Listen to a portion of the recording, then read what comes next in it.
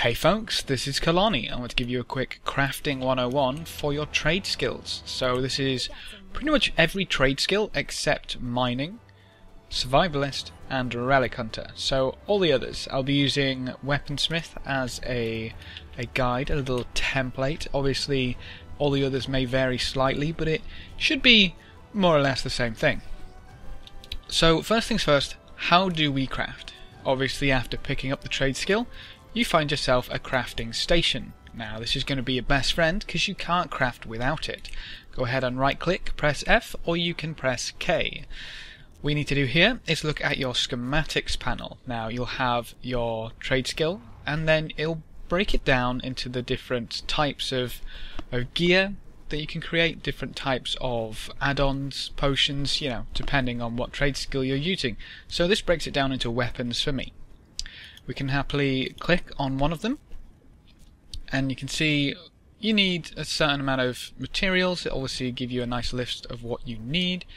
Also, you know, gives you the icons in case they tell you exactly where to go, like the flux used to solder microchips to circuit boards. Purchase one at a Ucraft vendbot near you. There is a vendbot near me and it's just to the right. So this is your second best friend when crafting, which can sell you pretty much every tool that you might need for trade skills. It's got all of the chainsaws, blasters, that kind of thing. It also gives you all of your regents. It gives you a weak power core.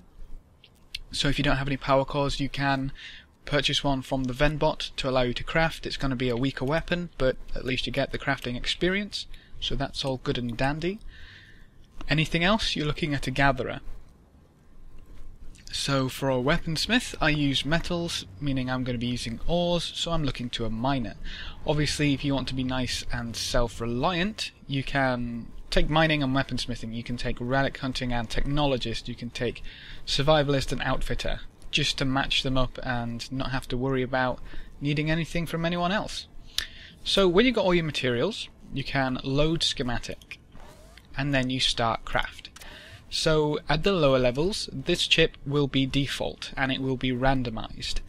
At higher levels you essentially get to choose what this is as well.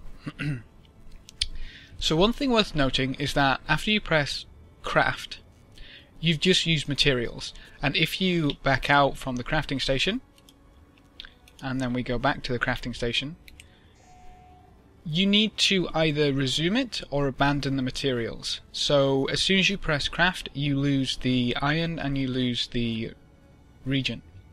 Okay, so in case you're thinking, oh, that rolled insight, I don't want insight, you kind of can't back out of it without losing your materials. So we can add another chip. Let's go for brutality. Note, because this is a red line, the top or red attributes are a best match. If I go down to grit, it uses more power for what I'm gaining. So, try and match them up as much as possible. You need to throw in a power core. We've only got a weak power core, which doesn't really do a great deal for us, but you need it to craft. So what's nice about Wildstar's crafting is that you can completely customize what kind of stat you're getting. So in the higher ones you can customize both the stats and both of the numbers. And what's fun is that the better your power core, the more stats you can throw on. So you can see we can go up to 15 and it'll fail, it won't let us craft. We can knock it down to 11% chance to fail, we can craft it. I don't really want to fail because I like selling these back to the vendor, especially if we're using a weak power core, but you can go ahead and craft. That's it. Crafted. That's literally it. It's simple, it's intuitive, but it does get rather complex later on.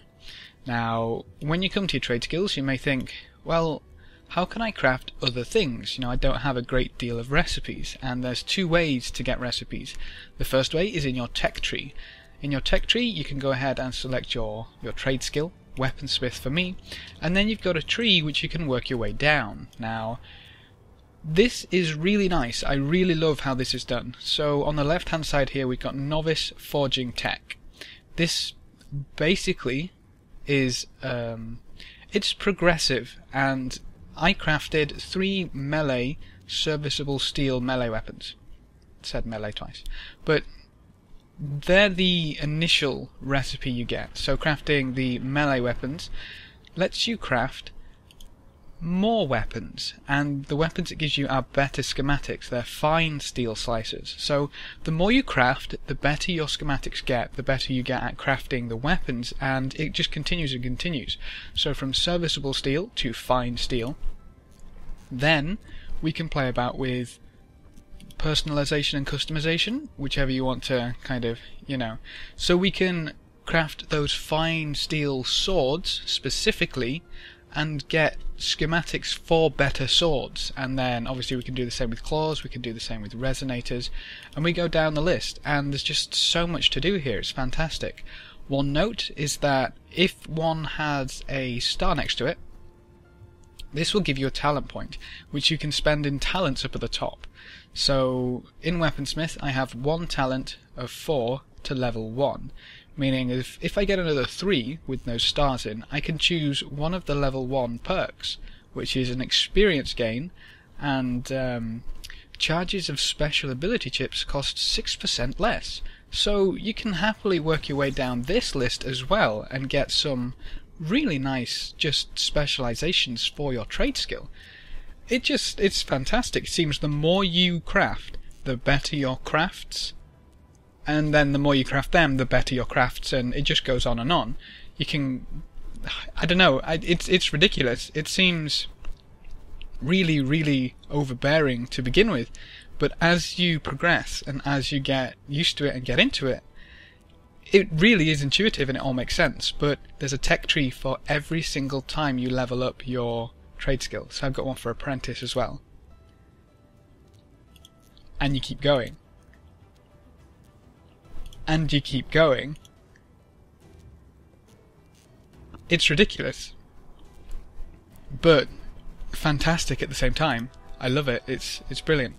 Now the other way to get recipes is out in the world. So I've got a High Crest Room Sweeper, Weaponsmith Tier 2. I am Tier 2, so I can right click, and that's another schematic. Simple. I got that from the level 15 adventure. Just out in the world. So that's a second way. Obviously, because they're out in the world, you can find those on the auction house as well. Now, there's a few other things to talk about.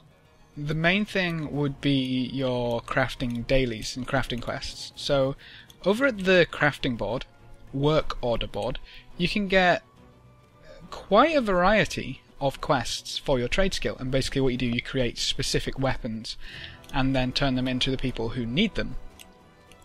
Gives you crafting experience and some tokens. Now, these vouchers, I believe they're called, can be spent in a few places, I hope. This is the only vendor that we've been introduced to who sells a lot of level 50 schematics, as well as some crafting goods bags. So that's where you can use those as well. It seems like a really... I wouldn't call this crafting simple at all, but it's got depth, but it's very intuitive, meaning it's not overly complex to the point of not being able to understand it, but it might be a bit, whoa, that's kind of crazy at first. But honestly, I haven't had this much fun with crafting in a very, very long time. But if you have any other questions or queries which didn't get covered in this video, please leave them in the comment section below. Apart from that, thanks for watching, folks. Good luck and have fun, and as always, I will see you next time.